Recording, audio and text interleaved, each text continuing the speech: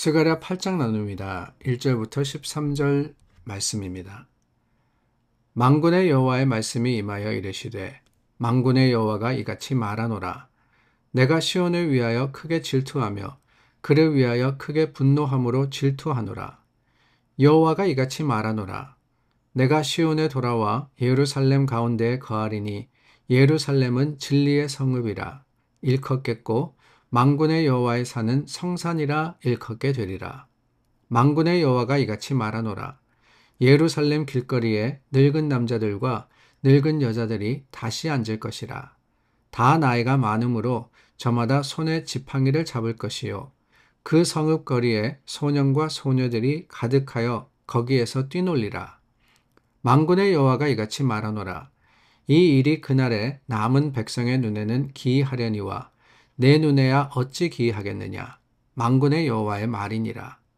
만군의 여호와가 이같이 말하노라. 보라, 내가 내 백성을 해가 뜨는 땅과 해가 지는 땅에서부터 구원하여 내고 인도하여다가 예루살렘 가운데에 거주하게 하리니 그들은 내 백성이 되고 나는 진리와 공의로 그들의 하나님이 되리라. 만군의 여호와가 이같이 말하노라.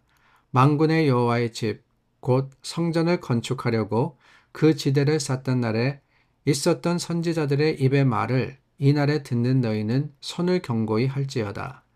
이날 전에는 사람도 삭을 얻지 못하였고 짐승도 삭을 받지 못하였으며 사람이 원수로 말미암아 평안히 출입하지 못하였으나 내가 모든 사람을 서로 풀어주게 하였느니라. 만군의 여호와의 말씀이니라.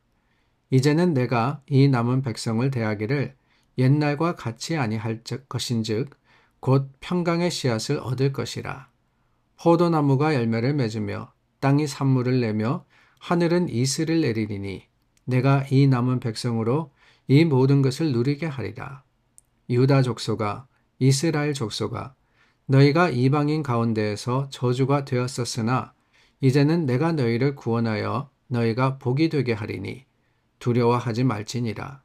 손을 경고히 할지니라. 저희가 나눈 스가랴 8장은 10개의 약속의 말씀으로 이루어져 있습니다. 2절, 3절, 4절, 그래서 23절까지 10개로 우리가 이렇게 보게 되는데 뭐가 약속이냐라고 하실런지 모르겠습니다. 반복되어서 나오는 단어가 있죠. 다름이 아니라 만군의 여호와가 이같이 말하노라. 하나님께서 말씀하신다 라는 그런 표현으로 시작되는 부분이 다 약속입니다. 오늘 저희가 13절까지 나누었는데요. 거기에 나오는 몇 가지의 약속의 말씀을 살펴보기를 원합니다.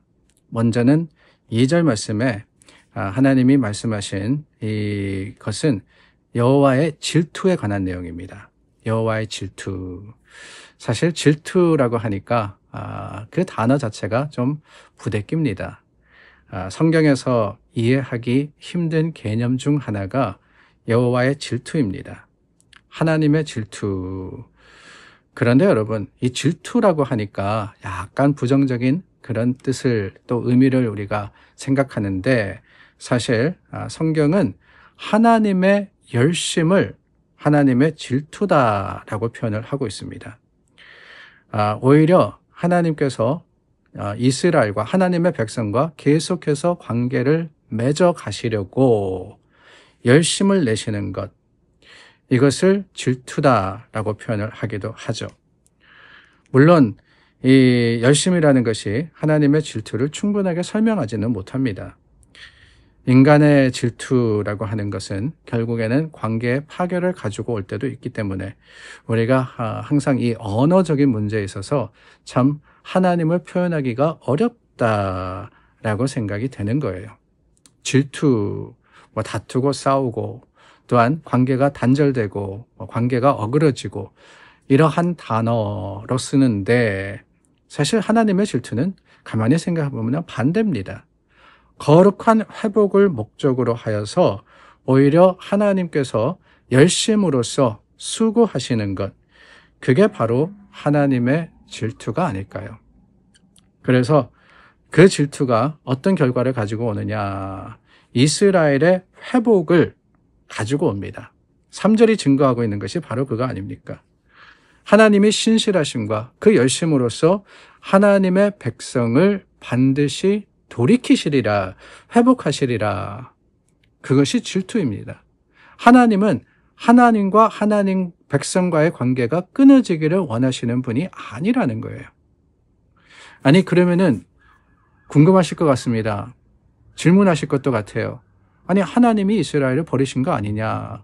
그들을 벌하시고 멸망시키셔서 바벨론의 포로가 되게 하신 게 아니냐라고 말입니다. 그런데 여러분 기억하십시오. 하나님께서 이스라엘을 바벨론의 손에 붙이신 것은 그들과의 관계를 끊으시려고 한 것이 아닙니다. 오히려 회복시키시려고 하신 것이에요. 죄로 물든, 그럼으로써 하나님과의 그 거리가 멀어진 하나님의 백성을 어떻게 하면은 돌이키실 수 있을까?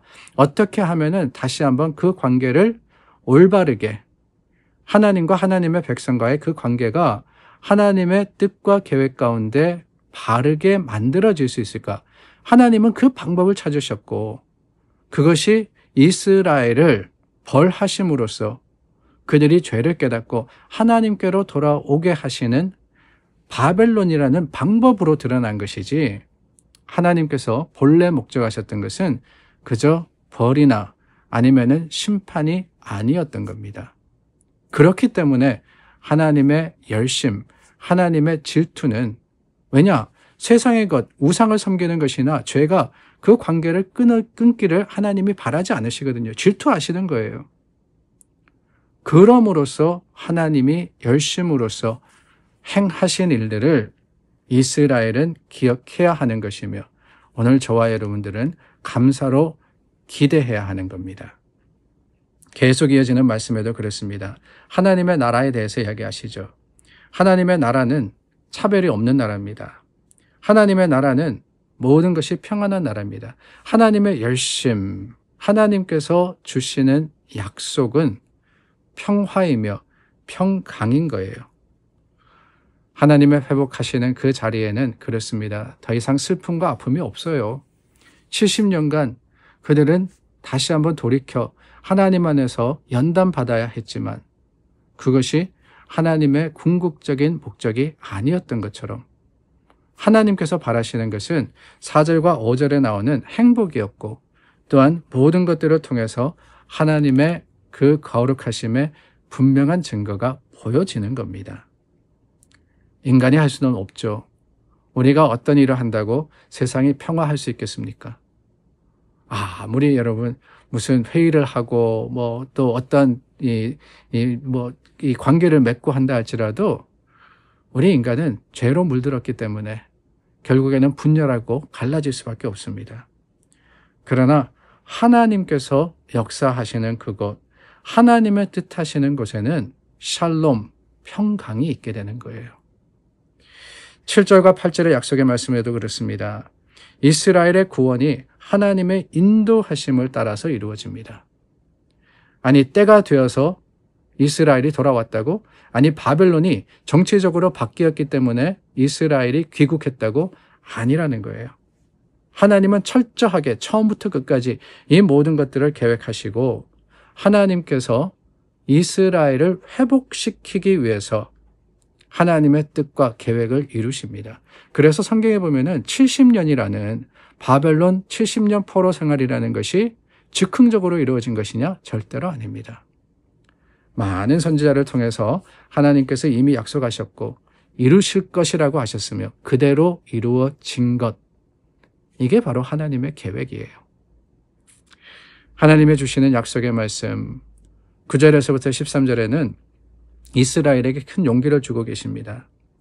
저주였던 이스라엘이 이제는 복이 될 것이다. 하나님께서 그들을 견고하게 할 것이다. 하나님이 붙들어 주실 것이다. 약속하십니다. 왜요? 하나님의 뜻이 거기 있기 때문에. 하나님은 하나님의 백성을 사랑하십니다. 하나님은 저와 여러분들을 사랑하세요. 그래서 한제 우리가 여러 가지 어려움과 아픔을 겪는다 할지라도 기억하시기를 바랍니다. 그 시간은 광야 40년의 훈련의 시간과 또한 바벨론 70년 포로 생활의 연단의 기간임을 우리가 기억할 때 반드시 그 뒤에 뭐가 있습니까? 가나안이 있으며 회복된 예루살렘이 있는 겁니다. 그러므로 여러분, 오늘 조금만 참으십시오. 하나님께서 모든 것을 회복하실 때를 기다리십시오. 그때가 멀지 않았기에 다시 한번 소망하며 하나님을 기대하는 저와 여러분들이 될 수 있기를 바랍니다. 기도하겠습니다. 참 좋으신 하나님 감사합니다. 하나님의 거룩하심과 그 긍휼하신 사랑으로 우리가 다시 한번 섭니다. 믿음의 소망 가지고 주님을 바라며 하나님의 뜻을 이루는 하나님의 백성 삼아 주시옵소서. 예수님의 이름으로 기도드립니다. 아멘. 우리 함께 기도하며 주님의 거룩하심 앞에 다시 한번 같이 서겠습니다.